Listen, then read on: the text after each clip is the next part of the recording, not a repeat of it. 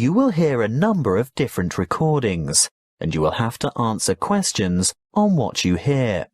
There will be time for you to read the instructions and questions, and you will have a chance to check your work. All the recordings will be played once only. The test is in 4 sections. At the end of the test, you will be given 10 minutes to transfer your answers to an answer sheet. Now turn to Section 1. Section 1. You will hear a conversation between Thomas and Nadia, who are waiting at the airport. First, you have some time to look at questions 1 to 5.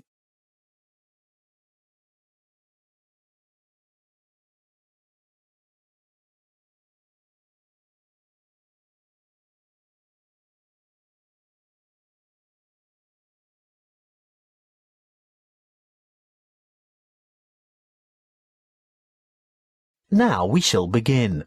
You should answer the questions as you listen, because you will not hear the recording a second time.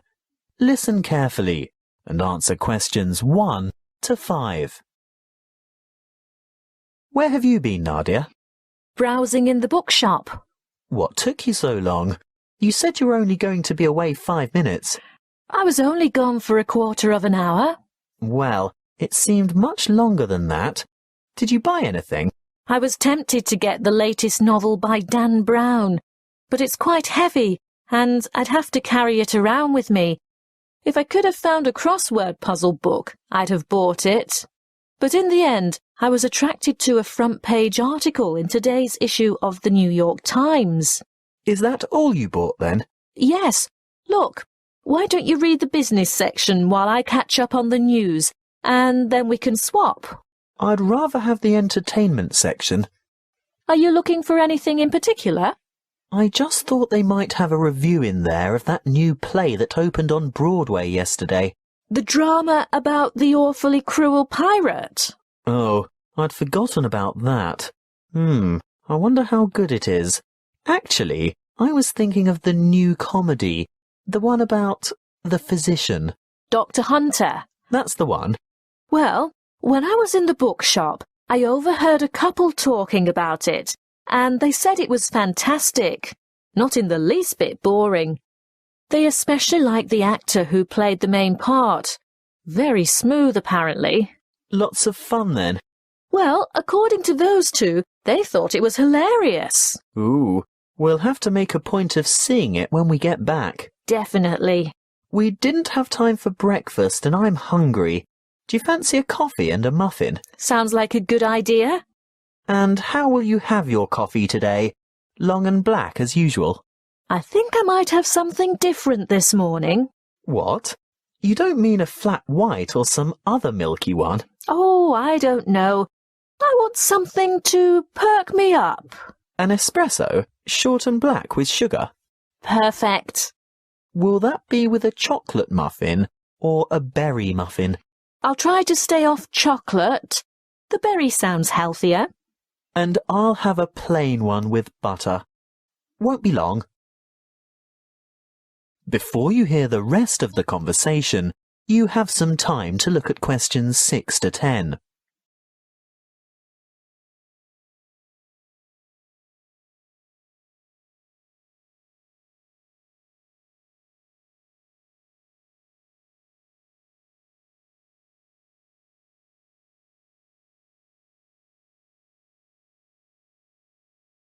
Now listen and answer questions 6 to 10. Here you are. Mind the coffee. It's really hot. Thank you. I'm really ready for this. Have you thought about what we should see when we get to London? The Tower, of course. I've always wanted to get a look at the Crown Jewels. That is where they keep the jewels, isn't it? I think so.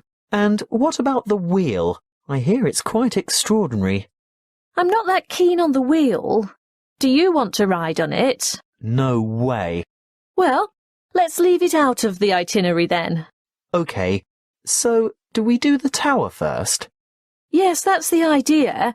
And then we absolutely have to go to Westminster. Really? Yes. Look, it's not going to cost us anything. And I promised my sister I'd take photos there. Well, if you insist. I do. Oh, did you know the British Museum is free to the public? Not just residents, but tourists as well. Well, I did know that, but I was hoping we wouldn't have to spend time in any museums. We've only got 3 days in all, and it'll take at least 1 whole day to go through the museum. Well, let's say we leave it till day 3 and see how you feel then. OK, I can't argue with that. And Buckingham Palace? I suppose you've promised lots of photos of that as well, have you? Well, no, not really. But we can't say we've been to London and haven't seen the Queen's Palace. I guess not. And there's the added benefit that it won't cost anything as well. Oh, Thomas, it's not that I'm afraid of spending money. It's just that I want to see all the traditional sites first. Good. I'm glad that's sorted. Listen, I think they just called our flight. That is the end of section 1. You now have half a minute to check your answers.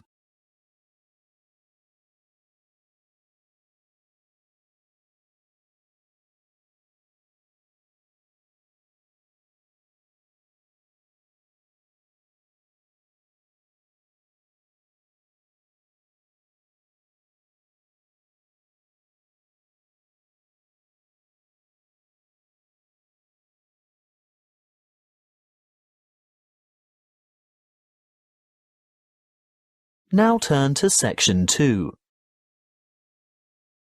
Section 2.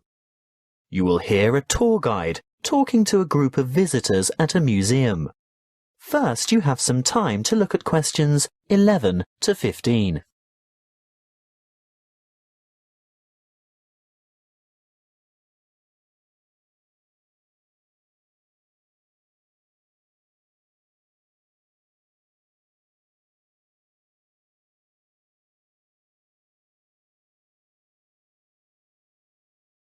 Listen carefully and answer questions 11 to 15.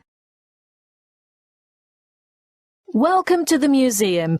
Before we go inside, I'd like to remind you of 1 or 2 things. Firstly, you'll be pleased to know that admission is free to all visitors, so explore at your leisure, and if you can't take it all in today, you can come back again and again without any charge at all. Opening hours are from 10 a.m. to 5:30 p.m. most days, but the museum closes a little later on Thursday and Friday evenings. There are new multimedia guides available in 10 languages. They can be picked up from the desk in the covered courtyard for £4.50, and you can have it with you all day, from opening time in the morning until half an hour before closing. But you will need to produce ID. A passport, driver's licence or national identity card are all acceptable. These multimedia guides have audio commentary as well as images and an interactive map for easy navigation. They're simple to operate, and you will get a more detailed insight into many of the objects in the various galleries. As a security measure, apart from your camera and a purse, wallet or small handbag, your other belongings such as large bags, coats and umbrellas will have to be left at the cloakroom. Please note that the museum has recently revised the regulations for the size of bags and parcels that it will accept in its cloakrooms. I think the maximum size is 40 by 40 by 50 centimetres with a maximum weight of 8 kilograms. The only exception to this is prams and pushchairs. There is a charge of £1 per item. The main cloakroom is to the left of the main entrance, and there is another one at the north entrance. It may seem obvious, but may I remind you also that you should set your mobile phone to silent or turn it off altogether while you are in the museum, and do not carry or consume any food or drink in the exhibition halls. If you are hungry, there is an excellent restaurant where you can purchase a light lunch or a full meal. If it's just a hot beverage you want, then I can recommend taking a break at the Gallery Cafe. Before you hear the rest of the talk, You have some time to look at questions 16 to 20.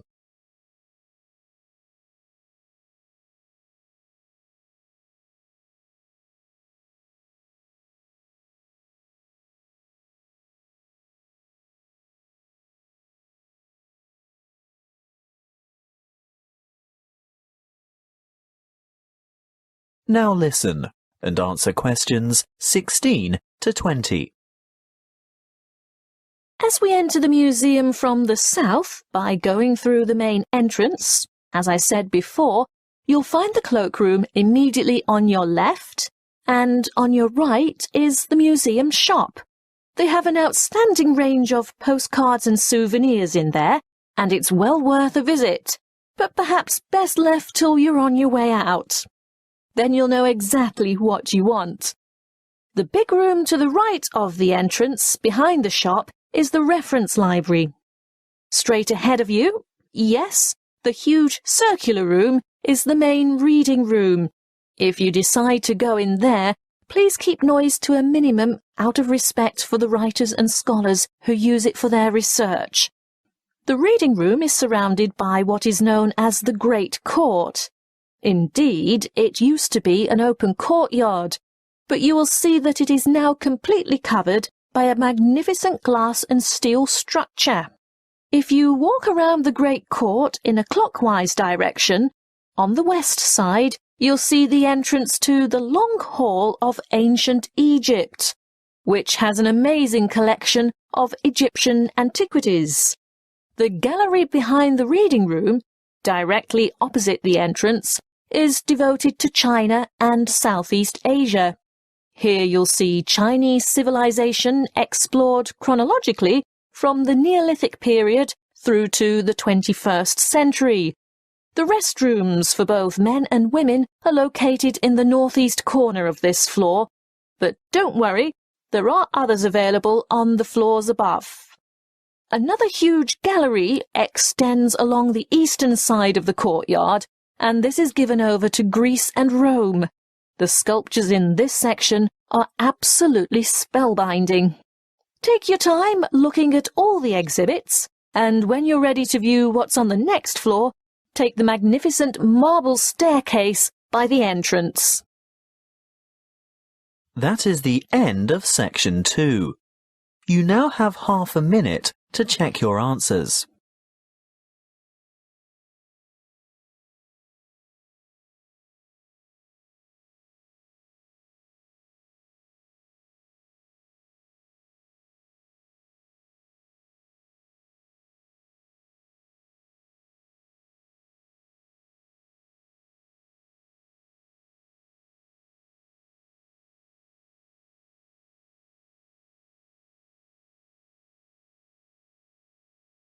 Now turn to section 3. Section 3.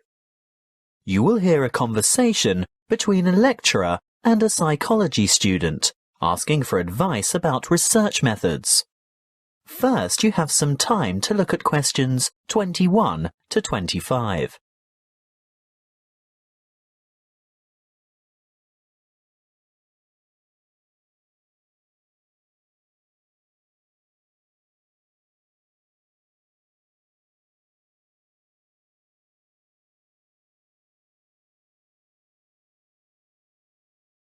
Listen carefully and answer questions 21 to 25. Good morning. Now, what is it you want to discuss today? Good morning, Dr. Reed. This assignment you've given us is the first psychology experiment I've had to do, and I'm not sure where to begin or which steps to take. Well, conducting your first psychology experiment can be quite a complicated and confusing process, but just remember that, like other sciences, psychology uses the scientific method and bases its conclusions upon empirical evidence. What do you mean by empirical evidence? Well, empirical evidence is established by observation rather than theory. And the scientific method? Oh, yes. When conducting an experiment, you need to follow a few basic steps. I know the first step is to come up with a research question or problem. Yes, a question that can be tested. How do I find an appropriate question? I would suggest one of 3 methods. Firstly, you can investigate a commonly held belief, or what we call folk psychology. I see. So I could examine the belief that staying up all night to study for an important exam can adversely affect test performance. That's right. In that case, you would compare the scores of students who stayed up all night with those of students who got a good night's sleep. I think I could do that. Well, alternatively, you might want to consider reviewing the literature on psychology. You know, published studies can be a good source of unanswered research questions. I'm sure you've read papers where the authors note the need for further research. So I would come up with some questions that remain unanswered. Correct. But there is a third source of ideas. Just think about everyday problems and then consider how you could investigate potential solutions. Okay. Perhaps I could study various memorization strategies to find out which are the most effective. That's the idea. Next, you need to define the variables. You know, anything that might have an effect on the outcome of your research. Yes, I remember we learnt about that last week. Yes, that's right. Then you have to develop a testable hypothesis that predicts how the variables are related. For example, students who are sleep deprived will perform worse in an exam than students who are not sleep deprived. Exactly. Once you have developed a hypothesis, you must carry out background research. I can use books, journals, online databases and websites. Yes, all of those. I covered the reasons for background research in last Friday's lecture, didn't I? What you have to remember at this stage is to take careful notes and generate a bibliography of your sources. Before you hear the rest of the conversation, you have some time to look at questions 26 to 30.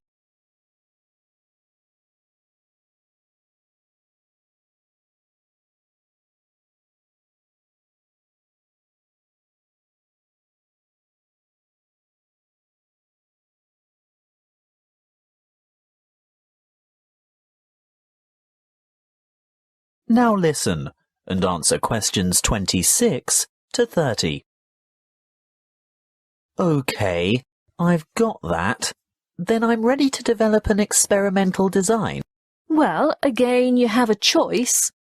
There are 3 basic designs, and each has its own strengths and weaknesses. The pre-experimental design does not include a control group, so there is no comparison. What we call a quasi-experimental design does incorporate a control group, but there is no randomization, whereas a true experimental design has both control groups and random assignment to groups. You've also told us about standardization of procedures. Is this where that comes in? Being sure to compare apples to apples? Absolutely. Going back to your sleep deprivation example, the same exam would have to be given to each participant in the same way at the same time, etc. Got it. When selecting subjects, you need to consider different techniques. If you were to go through with your sleep deprivation experiment, you would need to ensure that your experimental and control groups were standardized. That is, all third-year accounting students, for instance. A simple random sample involves choosing a number of participants from a group of similar people. On the other hand, a different kind of study might involve a stratified random sample, where participants are randomly chosen from different subsets of the population.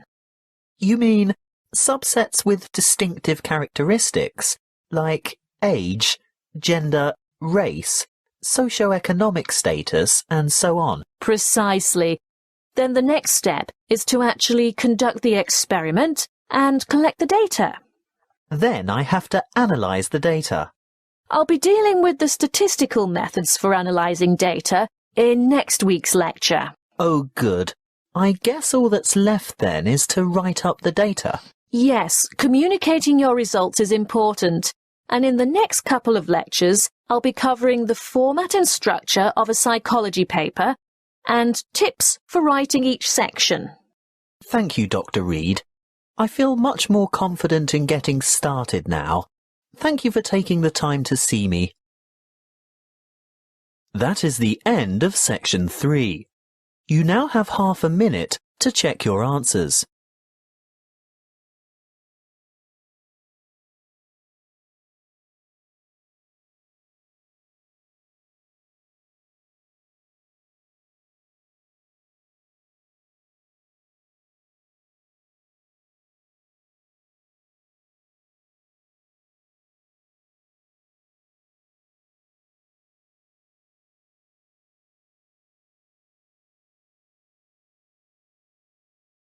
Now turn to section 4.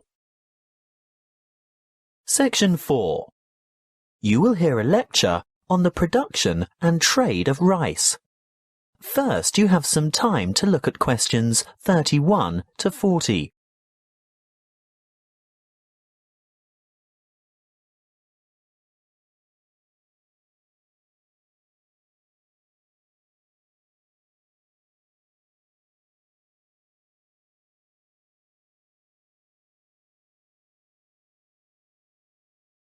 Listen carefully and answer questions 31 to 40.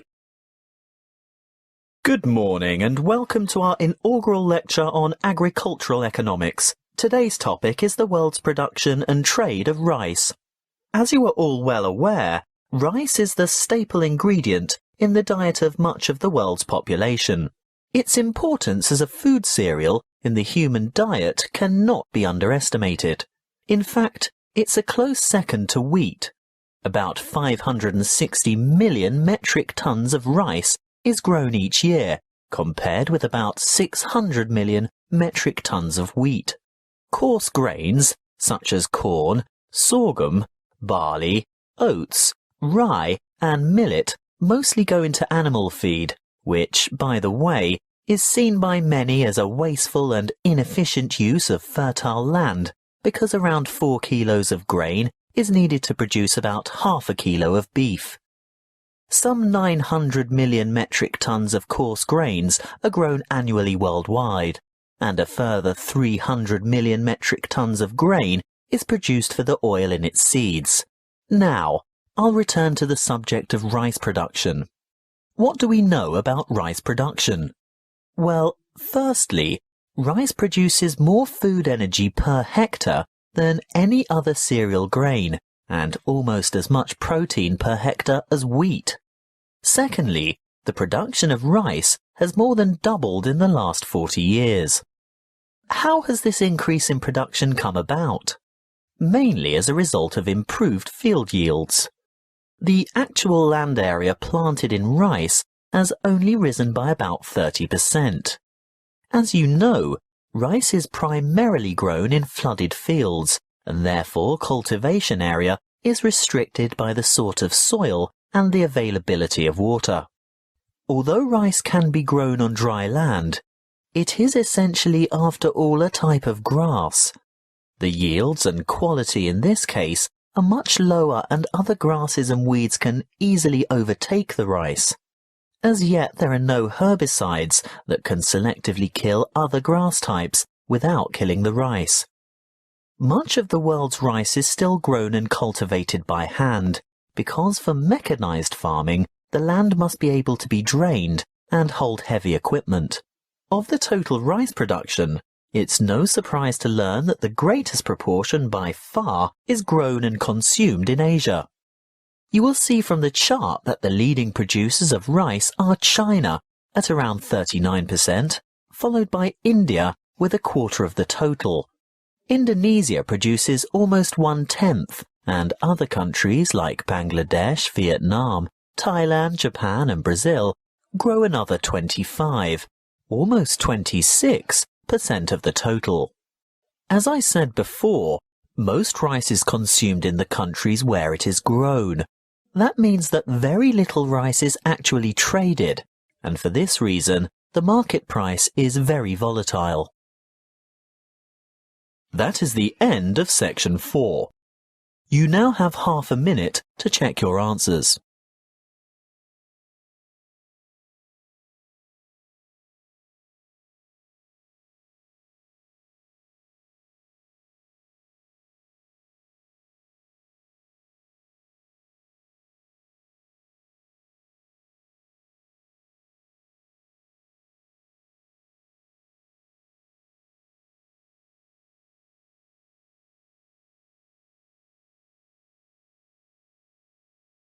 That is the end of the listening test. You now have 10 minutes to transfer your answers to the listening answer sheet.